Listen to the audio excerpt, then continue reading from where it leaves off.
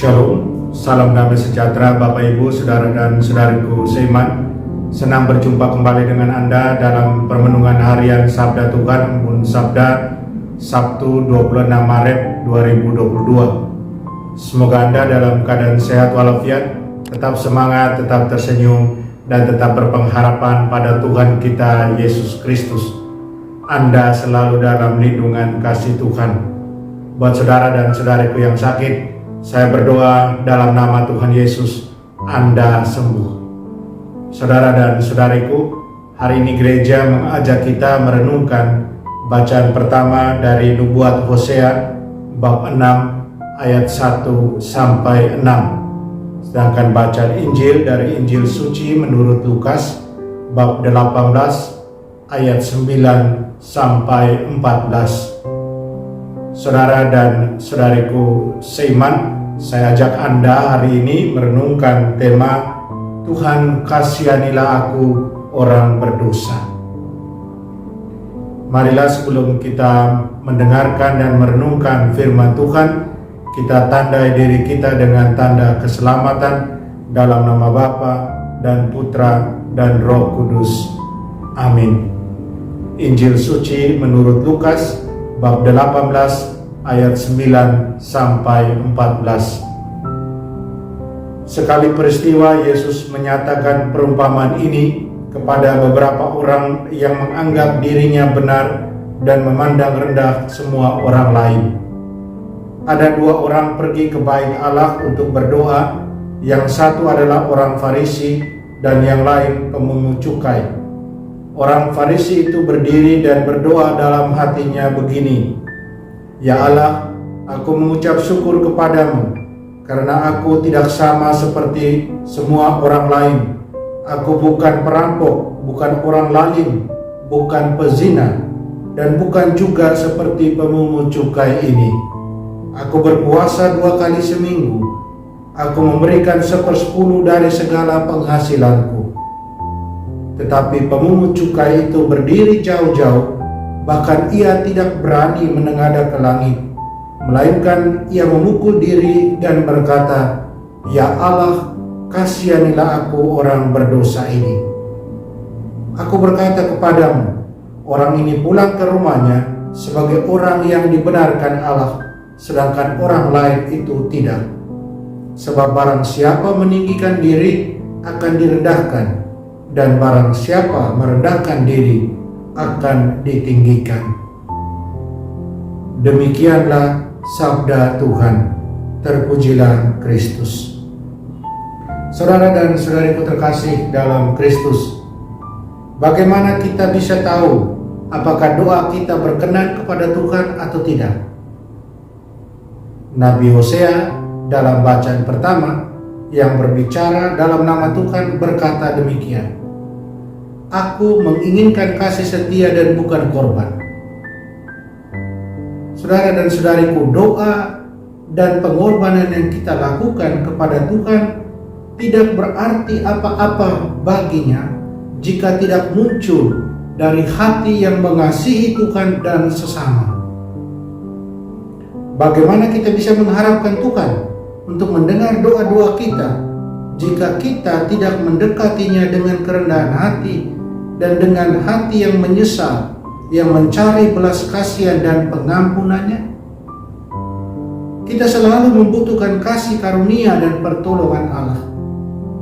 Itulah sebabnya kitab suci memberitahu kita bahwa Allah menentang orang yang sombong, tetapi memberi kasih karunia kepada orang yang rendah hati. Kita temukan dalam kitab Amsal bab 3 ayat 34. Yesus memperkuat peringatan ini dengan kisah nyata tentang dua orang yang sedang berdoa dalam Injil yang kita dengarkan ini. Mengapa Tuhan menerima doa seseorang dan menolak doa orang lain? Lukas memberi kita petunjuk. Menghina sesama itu berarti menutup pintu hati Tuhan. Mengekspresikan penghinaan terhadap orang lain lebih dari sekedar berpikiran jahat.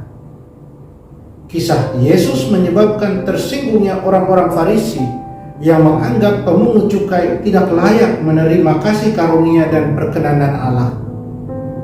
Bagaimana mungkin Yesus menurunkan orang beragama dan membangkitkan orang berdosa di depan umum? Membuat orang Farisi tersinggung, tidak terima apa yang dikatakan oleh Yesus. Perumpamaan Yesus berbicara tentang sifat doa dan hubungan kita dengan Allah. Hal ini dilakukan dengan membandingkan dua sikap yang sangat berbeda terhadap doa. Orang Farisi mewakili mereka yang bangga dengan praktik keagamaan mereka, meninggikan dirinya dengan mengorbankan orang lain. Terserap oleh rasa kepuasan diri dan ucapan selamat buat diri sendiri, doanya yang sombong dipusatkan pada praktik keagamaannya yang baik daripada kebaikan, anugerah, dan pengampunan dari Tuhan. Alih-alih merendahkan dirinya di hadapan Tuhan dan meminta belas kasihan dan bantuan Tuhan, si Farisi memuji dirinya sambil meremehkan orang-orang yang dianggapnya kurang layak. Orang Farisi mencoba untuk membenarkan dirinya di hadapan Allah dan di hadapan orang-orang yang dia hina. Tetapi hanya Tuhan yang bisa membenarkan kita. Pemungut cukai yang mewakili mereka yang dibenci oleh orang-orang yang berpikiran religius, merendahkan diri di hadapan Tuhan dan memohon belas kasihan. Dalam Injil kita baca, kita dengar, dia berdiri jauh-jauh. Dia tidak berani menengadah ke langit, memandang kepada Tuhan karena merasa sungguh berdosa. Doanya didengar oleh Tuhan karena dia benar-benar bersedih atas dosa-dosanya. Dia berduka atas dosa-dosanya. Dia mencari Tuhan dengan kerendahan hati daripada dengan kesombongan. Perumpamaan ini memberikan kesempatan sekaligus peringatan.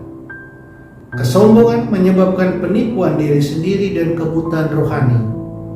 Kerendahan hati yang sejati membantu kita untuk melihat diri kita apa adanya di mata Tuhan dan mendorong kita untuk mencari bantuan dan belas kasihan Tuhan.